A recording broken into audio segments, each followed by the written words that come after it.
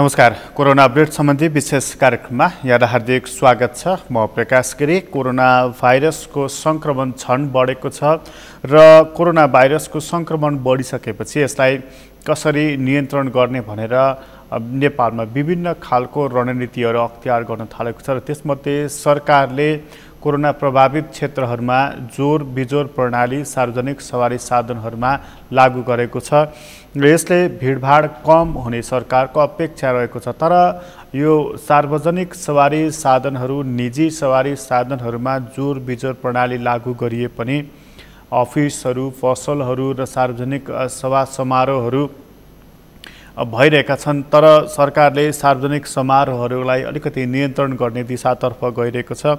बाँकी कुराहरू जुन ठाउँमा भिडभाड नगर्नु भनिएको छ ती ठाउँहरूमा भिडभाड देखिएका छन्। जस्तो खास गरी सरकारी ती कार्यालयहरू जहाँ सेवाग्राहीहरूको बढी भिड लाग्ने गर्दछ, मालपोत कार्यालय, यातायात व्यवस्था कार्यालय, यस्ता कार्यालयहरूमा हेर्ने हो भने जहाँ बढी कर सङ्कलन हुने ठाउँहरू छन् ती ठाउँमा अत्यन्तै भिड हुने गरेका छन् र सरकारले त्यसको भिड नियन्त्रणको व्यवस्थापन पनि गरेको छैन र हिजो जसरी उसले कर सङ्कलन गर्ने गरेको थियो त्यो कर सङ्कलनको प्रक्रियालाई पनि उसले सहज बनाएको छैन। जस्तो सामान्य उदाहरणकै रूपमा लिने हो भने यातायात व्यवस्था कार्यालयमा अहिले जसरी चर्चा पनि चलिरहेको छ, मानिसहरूले यसको निकै धेरै टिप्पणी पनि गरिरहेका छन् कि सवारी साधनको प्रदूषण जाँच गर्ने ठाउँमा जम्मा 2-4 मिनेटमा हुने काममा घन्टौं घण्टा लाग्ने गरेको तथ्यले पनि बुझ्न सकिन्छ। सरकार कर असुल्नका लागि दुई हात फैलाइरहेको छ तर कर कसरी लिने र करदाताहरूलाई कसरी सहज बनाइदिने भन्ने बाटोमा चाहिँ उसले 1 सेकेन्ड पनि सोचेको यहाँनिर देखिएको छैन। यस्तै खालको अवस्था मालपोत कार्यालयमा देखिएको छ। यस्तै खालको अवस्था अन्य कार्यालयहरूमा पनि देखिएको छ। त्यसैले गर्दा कर सङ्कलन गर्ने विधिलाई सहज पारिनुपर्ने आवश्यकता देखिएको छ। किनभने कर राज्यले असुल गर्नुपर्छ तर जनस्वास्थ्यमाथि खेलवाड चाहिँ गर्नुहुन्न र कतिपय मानिसहरूले आलोचनात्मक ढङ्गबाट भनि पनि रहेका छन् कि यही कर असुलीको लागि लकडाउनको अन्त्य गरिएको हो भनेर। तर चाहे जेसुकै कारणले होस् लकडाउन अन्त्य गरिएको कुराले नतिजा राम्रो दिएको छैन। अहिले यही कारणले गर्दा देशभर कोरोना भाइरसको संक्रमण फैलिएको छ र कतिपय मानिसहरूले भने कि कोरोनाको संक्रमण फैलिँदाखेरि यो जुन अवस्था आएको छ यो संक्रमण यो जुन देखिएको छ यो कोरोनाको संक्रमण छ भनेर लकडाउन मात्रै गरेर हुँदैन भनेर उनीहरू जुन भनिरहेका छन्। तर के गर्ने त त्यसमा उपाय के हुन सक्दछ त्यसतर्फ सोच्नुपर्ने कुरामा चाहिँ सरकारले सोचेको पाइएको छैन। त्यसैले गर्दा अहिले फेरि सवारी साधनहरूलाई जोर बिजोर प्रणाली लागू गरिएको छ र परीक्षणको दायराहरू बढाउने भनेर भनिएको छ र अहिले सङ्क्रमितहरूको सङ्ख्या 21,750 पुगिसकेको छ र त्यसमध्ये 6,296 जना मानिसहरू अहिले पनि आइसोलेसनमा रहेका छन् र ती आइसोलेसनमा रहेका मानिसहरू लाई जसरी अहिले आइसोलेसनमा राखिएको छ उनीहरूको परीक्षण भइरहेको छ र त्यो परीक्षणलाई मात्रै गरेर पुग्दैन, त्योभन्दा समुदाय स्तरमा पनि परीक्षण गर्नुपर्छ भनेर अहिले टिप्पणीहरू भइरहेको छ। किनभने कोरोनाको सङ्क्रमण यो चरणमा जसरी भइरहेको छ यो सङ्क्रमण मात्रै भइरहेको छैन, सङ्क्रमणबाट मानिसको मृत्युको दर पनि बढिरहेको छ र अहिले 65 जना मानिसहरूको कोरोना भाइरसकै कारण निधन भइसकेको छ। क्वारेन्टिनमा बस्ने मानिसहरूको सङ्ख्या अलिकति कमी देखिएको छ। 9,470 जना मात्रै अहिले क्वारेन्टिनमा बसेका छन् र ती क्वारेन्टिनमा बसेका मानिसहरूदेखि बाहेक समुदाय स्तरसम्म पनि यसबारेमा परीक्षण गर्नुपर्छ भनिएको छ र 4,19,575 जना मानिसको परीक्षण गरिएको, त्यो पनि PCR परीक्षण गरिएको सरकारले दाबी गरेको छ र स्वास्थ्य कर्मीहरूले यो समुदाय स्तरमा फैलिसकेको कुरा बताइरहेका छन् र यो समुदाय स्तरमा यसै गरी फैलिने हो भने यसले डरलाग्दो अवस्था निम्ताउने छ भनेर उनीहरूले चेतावनी पनि दिइरहेका छन् र यो चेतावनी दिइरहँदा हामी कुराकानी गर्नेछौँ नुवाकोटमा सहकर्मी रामहरि न्यौपाने हुनुहुन्छ र त्यहाँको स्थितिको बारेमा कुराकानी गर्नेछौँ। रामहरिजी, प्रकाशजी, नुवाकोटको अवस्था के छ अहिले? नुवाकोटको अवस्था पछिल्लो समय कोरोनाको संक्रमण नुवाकोटका सबै 12वटा रहेका स्थानीय तहमा संक्रमितको दर बढ्दै गइरहेको र जोखिम उच्च देखिएसँगै आज शुक्रबार बिहान 6 बजेबाट लागू हुने गरेर अनिश्चित समयको लागि पुनः अर्धघोषित लकडाउन सामान्यतया लकडाउनको रूपमा यसभन्दा अगाडि जुन पालना गरिएको थियो त्यही सरहको प्रकृतिको लकडाउन आज बिहान 6 बजेदेखि अर्को नतुकेसम्म अनिश्चित समयको लागि आजबाट लागू गरिएको छ। संक्रमणको दर निकै बढ्दै गइरहेको छ र संक्रमितहरू कुनै कन्ट्याक्ट ट्रेसिङको परिधिमा नपरेका, ट्राभल हिस्ट्रीहरू नभएका, विदेश गएर नफर्किएका, जो समुदाय स्तरमै बसिरहेका मानिसहरू रहेका थिए ती व्यक्तिहरूमा संक्रमण देखिएको र ती संक्रमित व्यक्तिहरूको स्रोत पत्ता लाग्न नसकिरहेको र काठमाडौँसँग नाका जोडिएको हुनाले त्यहाँबाट आवतजावत बढ्दै गइसकेपछि रोगको संक्रमण थप भयावह हुन नदिनको लागि आजबाट जिल्ला सङ्कट व्यवस्थापन केन्द्र जो हिजो बैठक बसेको थियो त्यो केन्द्रको बैठकको निर्णय अनुसार नुवाकोटमा आज बिहानदेखि अनिश्चित समयको लागि लकडाउन पुनः लगाइएको छ। प्रकाशजी, रामरजी, जस्तो यो तपाईँले यो लकडाउन चाहिँ पुरानै स्वरूपको भन्नुभएको छ, तर अलिकति अर्ध टाइपको भनेको सेमी लकडाउन भन्नुभएको छ। कस्तो यो सेमी लकडाउन भनेको छ? योभन्दा अगाडि केन्द्रीय सरकारबाट गरिएको लकडाउनको समयमा चाहिँ अब जिल्लाभित्रको आवागमनमा पनि निकै कडा गरिएको थियो। यद्यपि अहिलेको लकडाउनमा चाहिँ सार्वजनिक यातायात सवारी साधन चलाउनलाई पूर्ण रूपमा निषेध गरिएको छ। यद्यपि निजी सवारी साधनमा यात्रु सङ्ख्या अथवा आफ्नै सवारी साधनमा मोटरसाइकलमा हिँड्नको लागि 2 जनालाई छुट दिएको छ। त्यसै गरी निजी 4 पाङ्ग्रे गाडीहरूमा 3 जना 4 जना जो स्वास्थ्य सुरक्षाका मापदण्ड पालना गरेर हिँड्नलाई जिल्लाभित्रको आवागमनमा रोक लगाइएको छैन। यद्यपि नुवाकोटबाट बाहिर जानको लागि सवारी पास अनिवार्य गरिएको छ र बाहिरबाट पनि नुवाकोट प्रवेशको लागि पास अनिवार्य गरिएको छ। यसले गर्दाखेरि योभन्दा अगाडिको भन्दा केही यो यातायात क्षेत्रमा अलिकति सहज महसुस गरिएको छ। यद्यपि बजार क्षेत्रहरू आजबाट अति आवश्यक सेवा प्रवाह गर्ने बाहेक अरू सबैलाई बन्द गरिएको छ।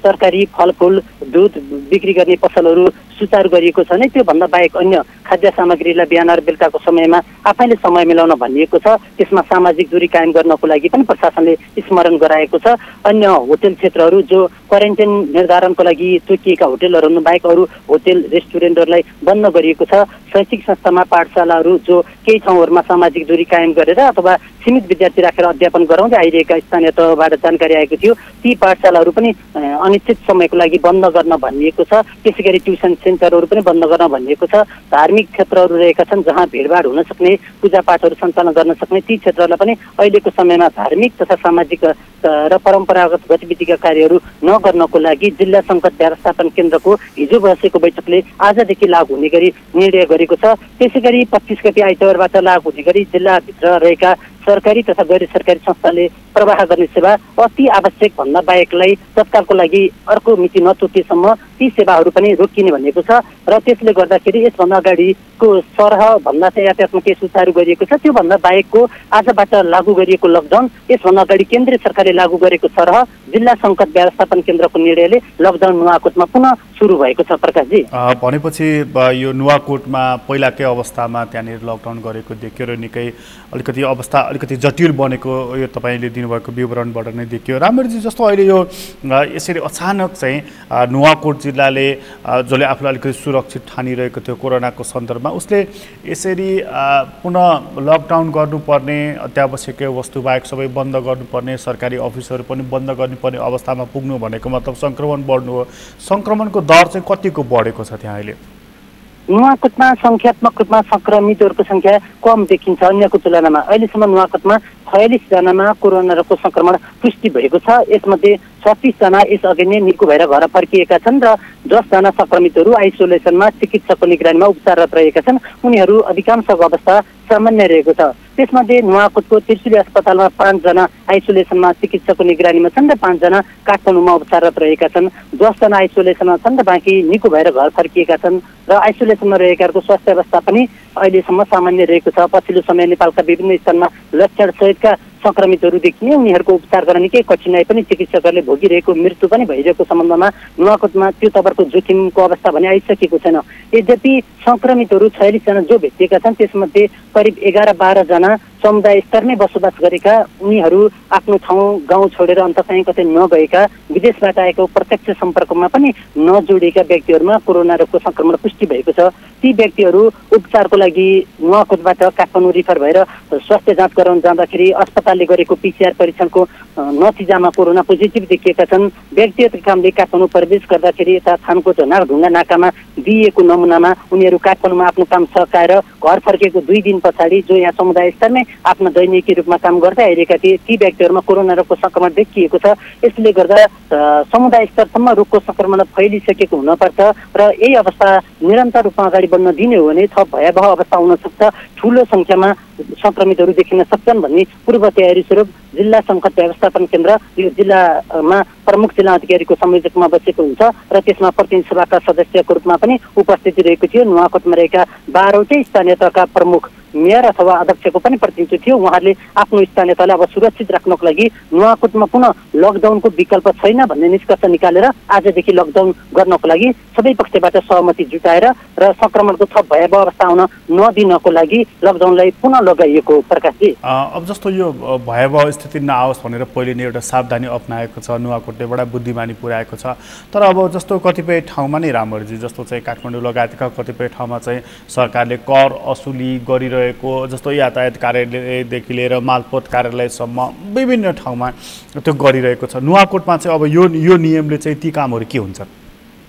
यो नियमले नुवाकोटमा पनि केही प्रभावित बनाउन पर्ने हो, तर आजबाट मात्र लकडाउन कार्यमा ल्याएको र यद्यपि सङ्कट व्यवस्थापन केन्द्रको बैठकको निर्णयअनुसार आइतबारदेखि जिल्लामा रहेका सरकारी र अर्ध सरकारी कार्यालयहरू प्रवाह गर्ने सेवामा अति आवश्यक बाहेक अरूलाई रोक्ने भन्ने जुन निर्णय छ त्यसले गर्दाखेरि अब यसको पूर्णतः कार्यान्वयनको लागि आइतबारसम्म पर्खन पर्ला। यद्यपि अहिले पनि यहाँले उल्लेख गर्नुभएको जस्तै जिल्लामा रहेको जिल्ला मालपोत कार्यालय, नापी कार्यालय अझ बढी समस्याको रूपमा त अहिले यो पुनर्निर्माण प्राधिकरणको कार्यालयको जिल्ला कार्यालयमा रहेको छ। यति बेला भूकम्पबाट आफू पीडित भएको तर लाभग्राही सूचीमा आफ्नो नाम समावेश नभएको भन्दै पुनरावेदन गर्ने अन्तिम समयको रूपमा यो महिनाभरलाई राष्ट्रिय पुनर्निर्माण प्राधिकरणले तोकेको र आफूलाई लाभग्राही कायम गर्न पाऊँ भनेर पुनरावेदन मुद्दा लड्नको लागि निवेदन दिनुपर्ने समय जिल्ला स्तरीय पुनर्निर्माण कार्यालय छ। यसमा दैनिक सयौंको संख्यामा प्रहरी नै खटाएर भिड नियन्त्रण गर्नुपर्ने अवस्था छ, जसले गर्दाखेरि जोखिमलाई निकै बढाइरहेको छ। यी यस्ता कार्यालयहरू रहेका छन्, ती कार्यालयहरूले अब ती जो पुनरावेदन गर्नको लागि अन्तिम मौका कुरिरहेका छन् तिनीहरूले मुद्दा लड्न पाउनको लागि समय सीमाभित्र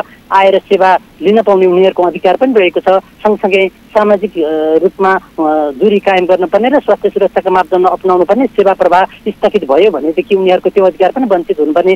त्यसतर्फ चाहिँ अब सम्बन्धित कार्यालयले आफ्नो सेवा प्रवाहलाई कसरी अड्काउलान्? नुवाकोटबाट कर तिर्नको लागि चाहिँ काठमाडौँ नै जान पर्दैन, धादिङ स्थित सेवा कार्यालय रहेको छ गल्तीमा। गल्तीसम्म जाँदाखेरि जोखिमको सङ्ख्यात्मक रूपमा र जोखिमको मात्राको हिसाबले चाहिँ कम देखिन्छ र नुवाकोटमा यहाँ काठमाडौँबाट सजिलो रूपमा मानिस आउजाउ गरिरहेको र त्यसले जोखिम बढाएको भन्दै नुवाकोट प्रवेश गर्ने मुख्य नाकाहरू रहेका छन्।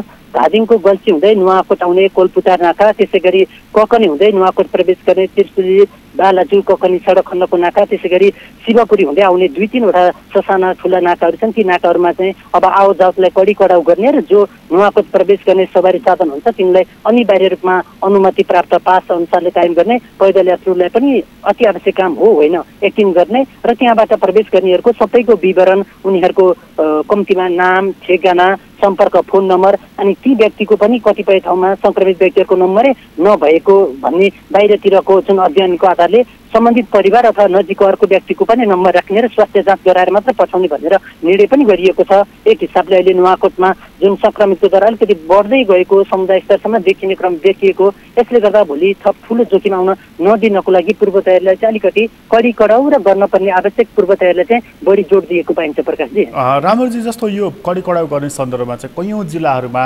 जस्तो सुरक्षाकर्मीहरू नै सङ्क्रमित भएको, उनीहरू चाहिँ जस्तो जसले सुरक्षा दिनुपर्ने हो उनीहरू नै क्वारेन्टिनमा बस्नु परेको, आइसोलेसनमा बस्नु परेको अवस्था छ। काठमाडौँकै प्रहरी हेडक्वार्टरकै कुरा गर्नुभयो भने पनि त्यहाँ ठुलो सङ्ख्यामा सङ्क्रमित भएको, सशस्त्र प्रहरीमा त झन् ठुलो सङ्क्रमण भएको देखिएको छ विभिन्न ठाउँमा।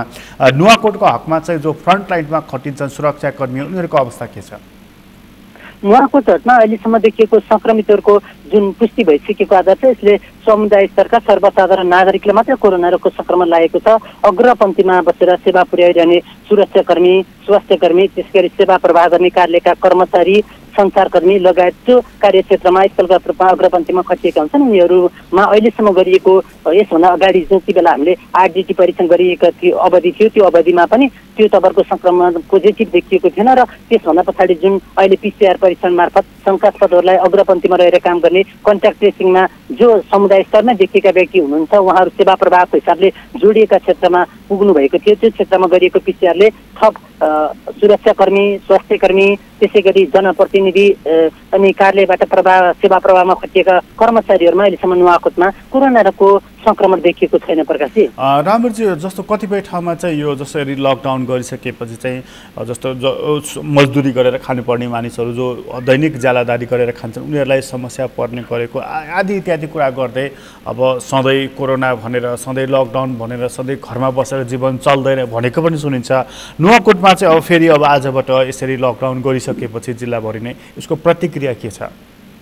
यसको प्रतिक्रिया यसभन्दा अगाडि गरिएको लकडाउनमा नुवाकोटमा झन्डै 15,000 भन्दा बढीलाई राहत खाद्य सामग्री रूपमा जुन वितरण गरिएको थियो र अहिले पनि पुनः लकडाउन गर्दाखेरि जो श्रम गरेर बस्नुपर्ने हुन्छ दैनिक रोजगारी अप्नाएर दिनभरि गरेको कमाइले बेलुका परिवार पाल्न पर्ने अवस्था हुन्छन् ती परिवारलाई सम्बोधन कसरी गर्न सकिन्छ भन्ने तवरबाट पनि जिल्ला सङ्कट व्यवस्थापन केन्द्रको बैठकमा छलफल भएको थियो। यद्यपि यति बेला गरिएको जुन लकडाउन रहेको छ त्यसले जिल्लाभित्रको आवागमन र जिल्लाभित्र निर्माणका योजनाहरू सञ्चालन गर्न कृषि क्षेत्रमा काम गर्नको लागि अवरोध सिर्जना गरिएको छैन।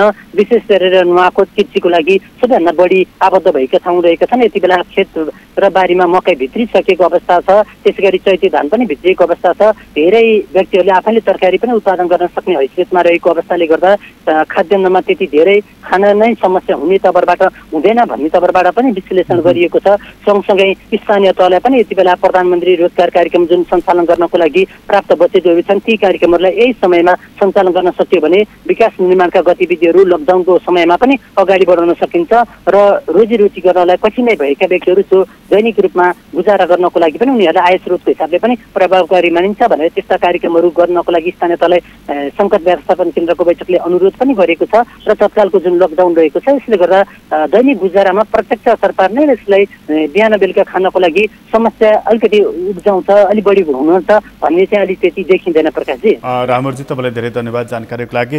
सहकर्मी रामहरि न्यौपाने हुनुहुन्थ्यो नुवाकोटबाट र नुवाकोटमा आजबाट पुनः लकडाउन गरिएको छ र अलिकति फरक खालको कुरा के छ भने त्यहाँ सार्वजनिक सवारी साधनहरूलाई पूर्ण रूपमा बन्द गरिएको छ र निजी सवारी साधनहरू खास गरी मोटरसाइकलमा 2 जना मानिसहरूलाई हिँड्न दिएको छ र यसरी हिँड्दाखेरि पनि जस्तो 25 गते चाहिँ सरकारी कार्यालयहरूमा पनि अति आवश्यक पर्ने सरकारी कार्यालयहरू खुला गर्ने बाँकी बन्द गर्ने भनेर निर्णय गरिएको छ। किनभने यो जोखिम बढेको छ र जोखिम पनि त्यो समुदाय स्तरमै सरेको त्यहाँ जब भान भएको छ त्यसपछि यसलाई यसरी उच्च सतर्कता अपनाइएको र पुनः लकडाउन गरिएको र नुवाकोट प्रवेशमा पनि अहिले रोक लगाइएको छ। नुवाकोट प्रवेश गर्नको लागि र नुवाकोटबाट बाहिर जानको लागि पनि पासको व्यवस्था गरिएको छ।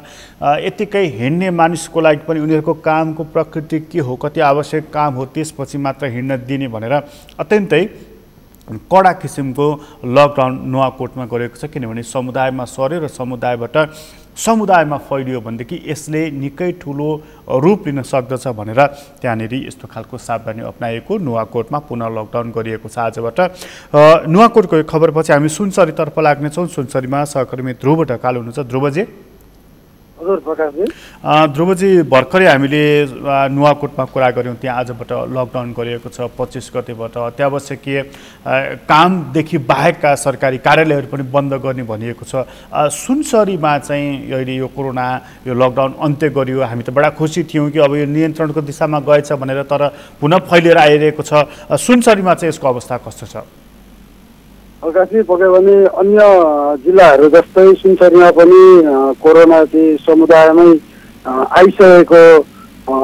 आइसके पछाडि जिल्ला प्रशासन कार्यालयले हिजो मात्रैदेखि निषेधित क्षेत्र घोषणा गरेर पूर्ण रूपमा लकडाउन गरेको छ।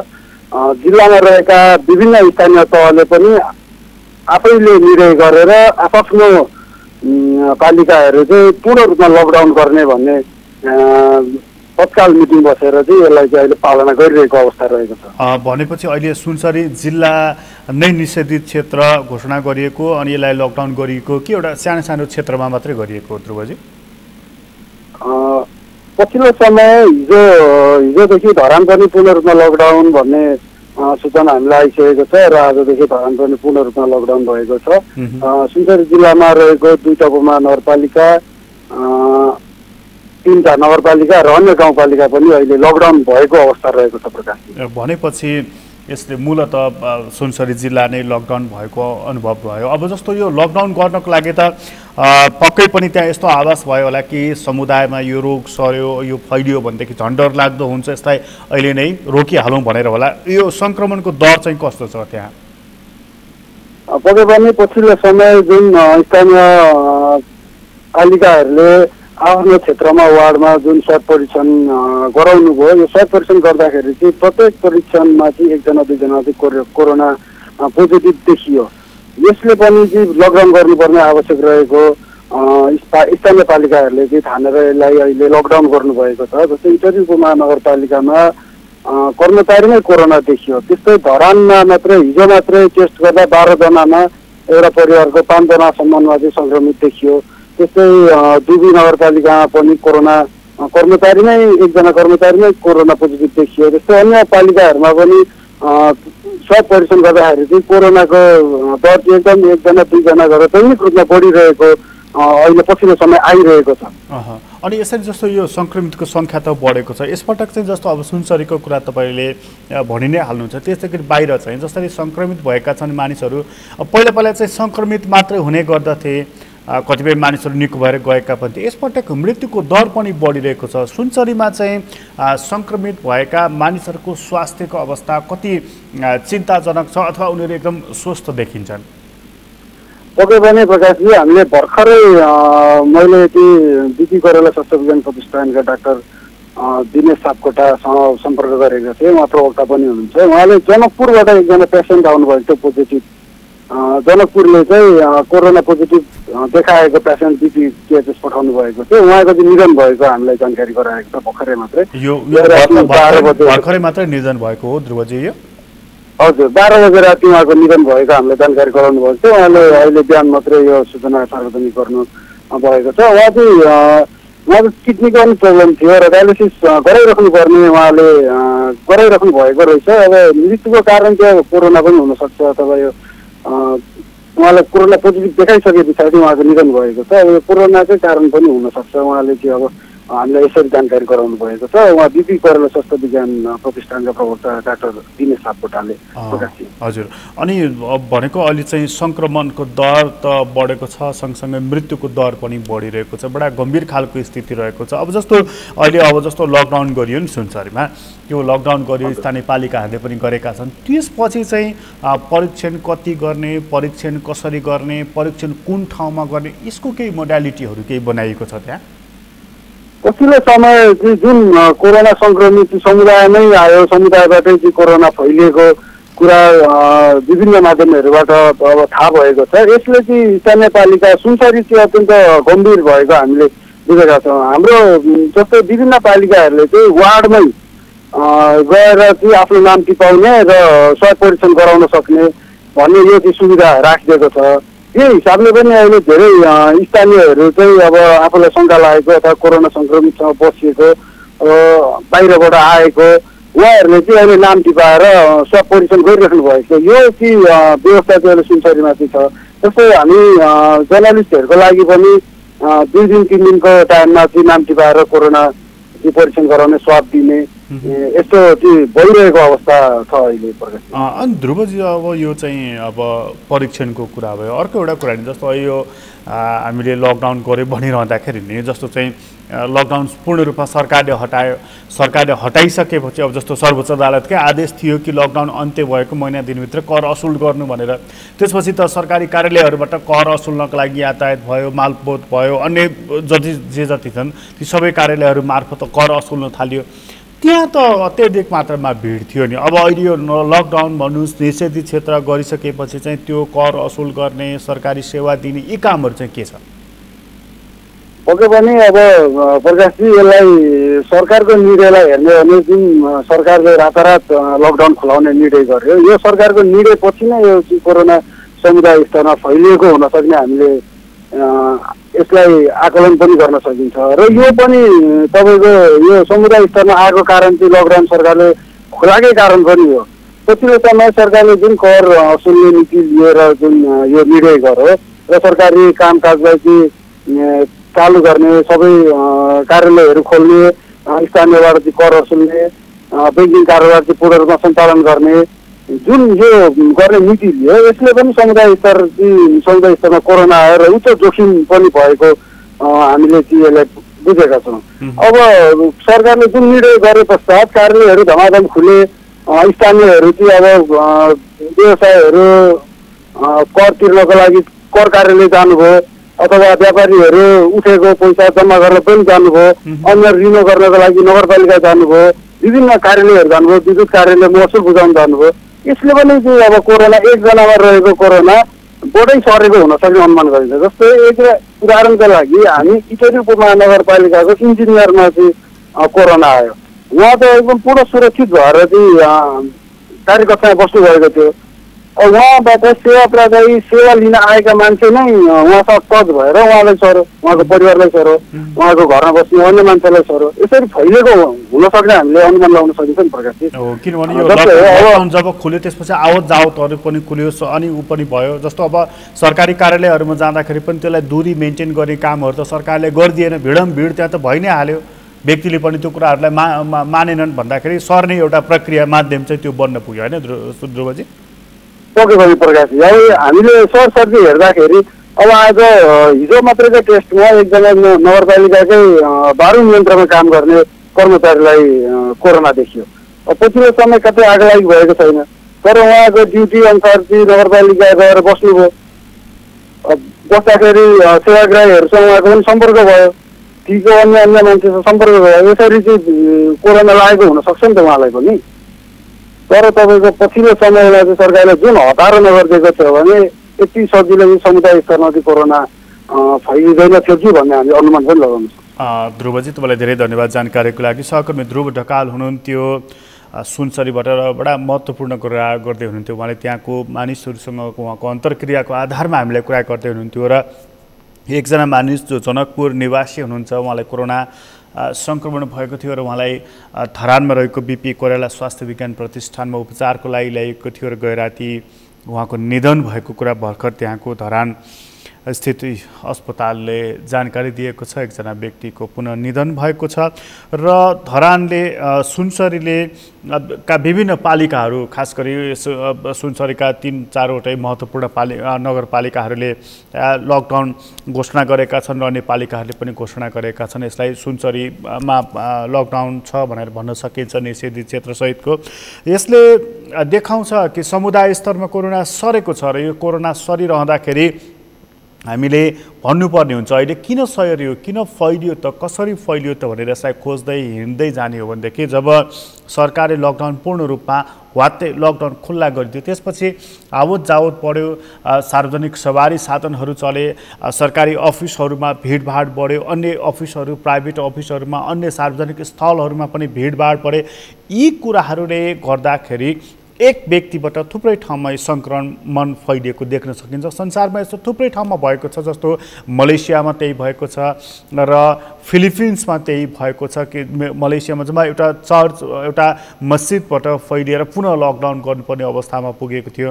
अहिले फिलिपिन्समा पुनः लकडाउन गरिएको छ, कोरियामा पुनः यो फैलिएर आइरहेको छ। त्यसैले हामीले यसलाई हेलचेक्राइ गर्ने बेला होइन। सरकारलाई आवश्यक पर्ला कि कर सङ्कलन गर्नुपर्ने, राज्यको ढुकुटीमा करहरू सङ्कलन गर्नुपर्ने उसलाई आवश्यकता होला, तर कर सङ्कलन गर्ने विधि उसले किन तय गर्न सकेन, यो चाहिँ बडा महत्त्वपूर्ण कुरा छ। यसलाई अहिले पनि उसले ध्यान दिन सकिएको छैन र काठमाडौँमा यही डर अझै पनि देखिएको छ कि अन्यत्र जसरी निषेधाज्ञा गरिएको छ, लकडाउन गरिएको छ, काठमाडौँमा त्यो गरिएको छैन। तर त्यो भिडभाड हेर्ने हो भने मानिस स्वयं पनि त्यति जागरुक भएको देखिएको छैन र अफिसहरूमा र सार्वजनिक स्थलहरूमा भिडहरू हेर्ने हो भने त्यो बडा अचम्म खालको छ र त्यसले फेरि सङ्क्रमण फैलिने हो कि भन्ने त्रास पनि देखिरहेको छ। यसलाई समयमै नियन्त्रण गर्न जरुरी रहेको छ।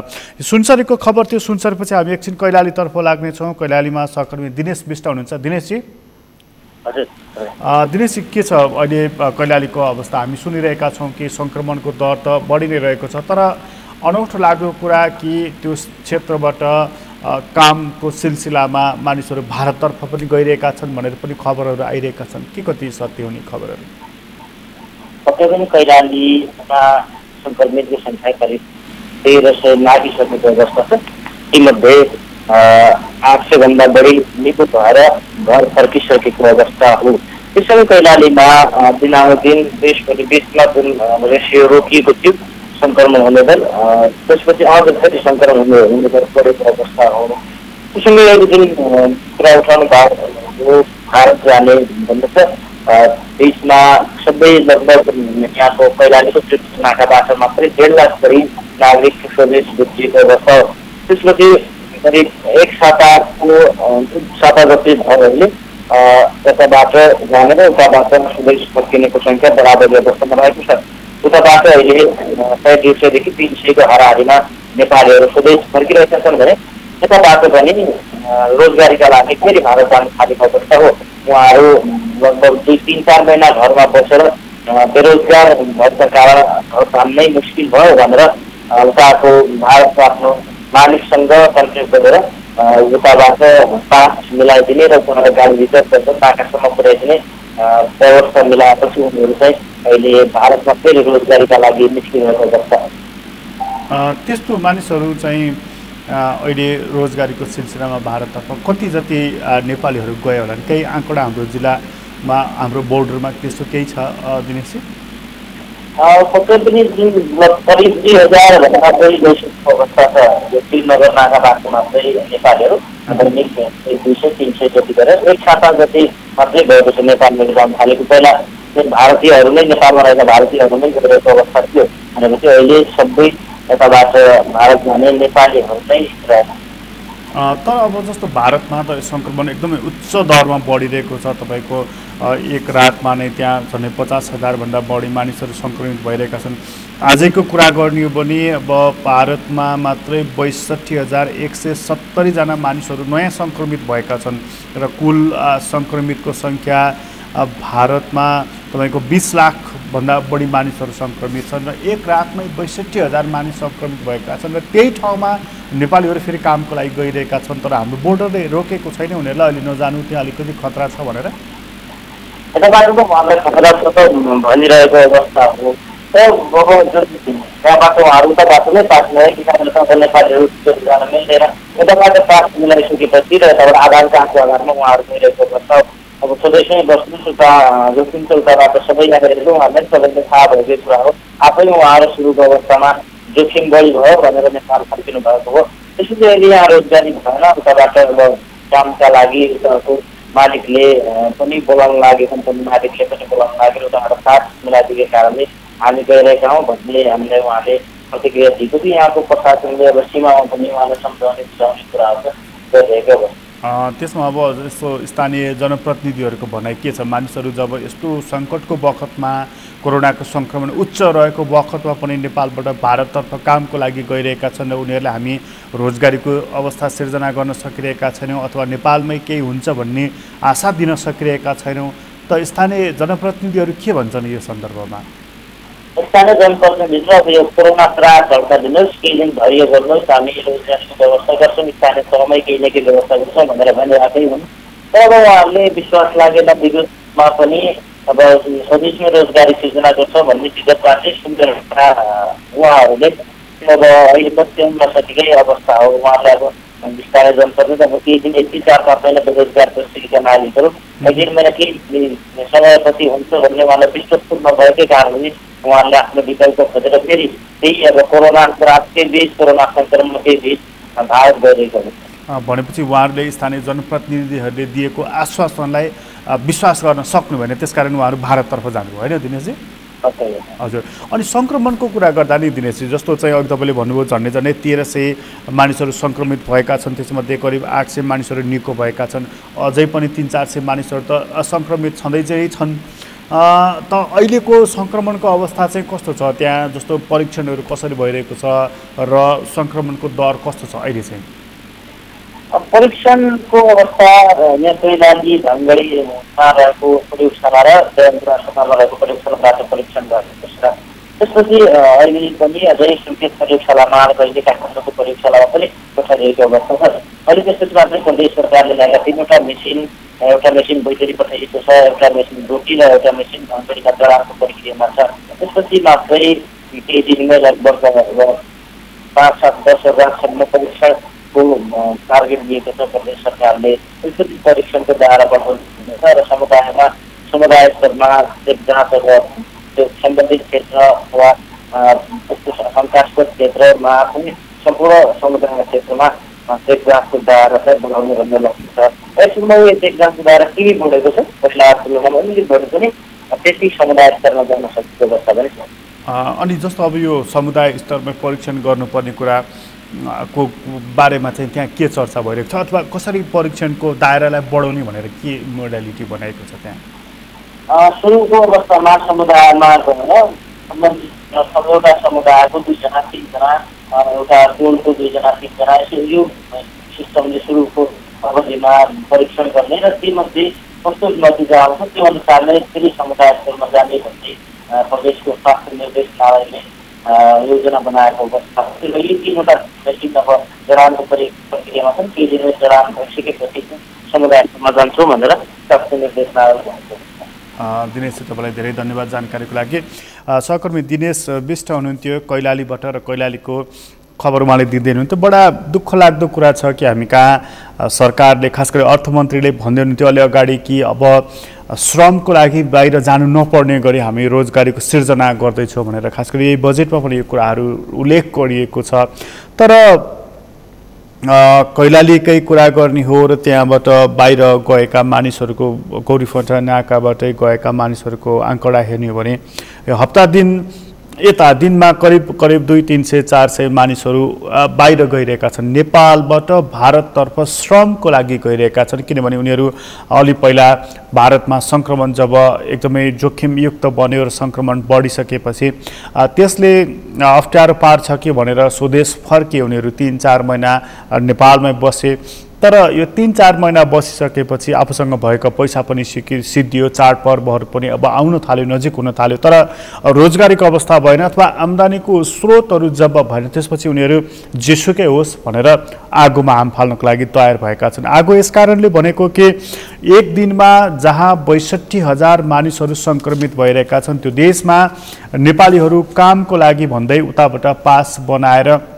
नेपालबाट भारततर्फ जान लागेका छन् र भारतमा यति ठुलो सङ्ख्यामा अहिले नै भारतमा 20,25,409 जना मानिसहरू सङ्क्रमित भएका छन् र यो 24 घण्टामा मात्रै 62,170 जना मानिसहरू सङ्क्रमित भएका छन् र 41,638 जना मानिसहरूको अहिलेसम्म मृत्यु भइसकेको छ भने गए राति मात्रै 879 जना मानिसहरूको मृत्यु भएको छ। त्यो देशमा नेपालीहरू पुनः कामको लागि जे पर्ला भनेर गएका छन् भन्नुको मतलब आगोमै हाम फालेको हो। तर हामीले ती मानिसहरूलाई आशा जगाउन सकेका छैनौँ नेपालमै केही हुन्छ भनेर। हामीले ती मानिसहरूलाई भरोसा दिलाउन सकेका छैनौँ कि नेपालमै रोजगारीको अवस्था सिर्जना गर्न सक्छौँ भनेर। यस्तो अवस्थामा पनि जब मानिसहरू बाहिर गइरहेका छन् भने यसले दर्शाउँछ कि हाम्रो राज्यको स्तर कति कमजोर भएछ, हामी र अथवा हाम्रो राज्यप्रतिको जनताको विश्वास कति कमजोर रहेछ, कति धराशायी हुँदै गएछ भन्ने कुरा यसले पनि दर्शाउँदछ।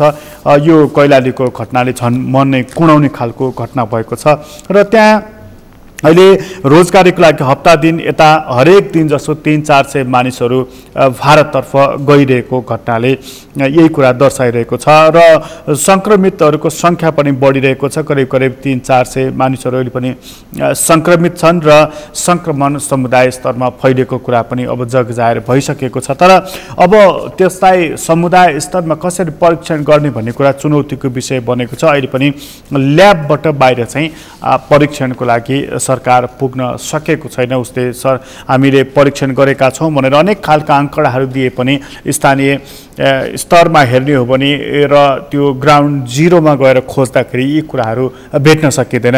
अहिले पनि कोरोनाको सङ्क्रमण अन्त्य भएको छैन र नेपालमा सङ्क्रमण बढिरहेको छ र खास गरी लकडाउनको अन्त्य जब भयो त्यसदेखि यता साउनको पहिलो सातादेखि यता कोरोनाको सङ्क्रमण ह्वात्तै बढिदिएको छ र त्यो समुदाय स्तरसम्म फैलिएको छ र त्यो फैलिएको यो सङ्क्रमणलाई कसरी नियन्त्रण गर्ने सरकारले हिजै मात्र पनि भनेको छ कि हामी देशव्यापी रूपमा लकडाउनको पक्षमा छैनौँ भनेर।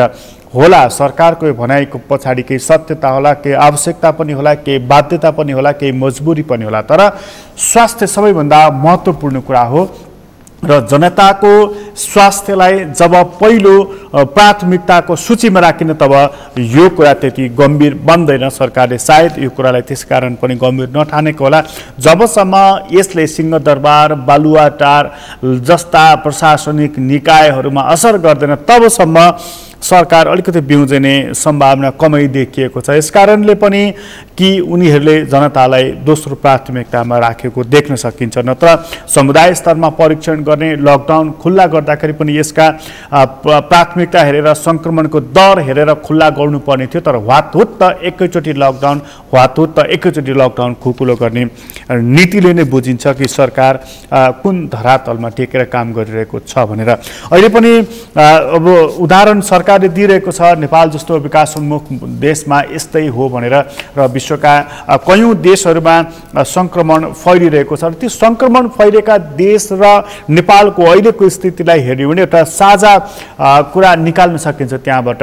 जस्तो अमेरिका जहाँ लकडाउन गरिएन, मानिसहरू खुलेआम रूपमा आवत जावत गरे, ब्राजिल जहाँ लकडाउन गर्न ढिलाइ गरियो र मानिसहरूको आवत जावतलाई त्यहाँ पनि निस्तेज गरिएन, त्यहाँका राष्ट्रपति यही कारण विवादमा पनि परेका थिए। भारतमा पनि लकडाउन छिटो खुल्ला गर्नको लागि हतारो गरियो, सार्वजनिक बसहरू खुल्ला गरियो र यी तीनै राष्ट्रमा अहिले पनि कोरोनाको सङ्क्रमण नियन्त्रण भएको छैन र फैलिने रहेको छ। जस्तो अमेरिकामा गैराती मात्रै 1203 जना मानिसको मृत्यु भएको छ, ब्राजिलमा गैराती मात्रै 1226 जना मानिसको मृत्यु भएको छ र भारतमा गैराती मात्रै 879 जना मानिसको मृत्यु भएको छ र मेक्सिकोमा 829 जना मानिसहरूको मृत्यु भएको छ। यो सानो सङ्ख्या होइन र यति ठुलो सङ्ख्यामा मानिसहरूको मृत्यु भइरहेको छ र सङ्क्रमणको दर पनि बढिरहेको छ भनेदेखि यो विषयलाई चान्चुने विषयको रूपमा हामीले लिनु हुँदैन र हामी कहाँ पनि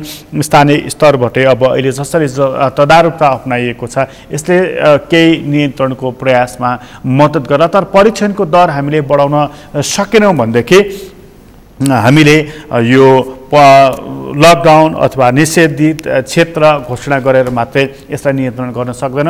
परीक्षण त्यसपछि निषेधित क्षेत्र यी दुवै कुरालाई जारी राख्नुपर्ने हुन्छ। कोरोना अपडेट सम्बन्धी यो विशेष कार्यक्रममा अहिलेलाई यति नै। कार्यक्रमबाट म प्रकाश गिरीलाई बिदा दिनुहोस्। सगरमाथा टेलिभिजन हेर्दै गर्नुहोला। नमस्कार।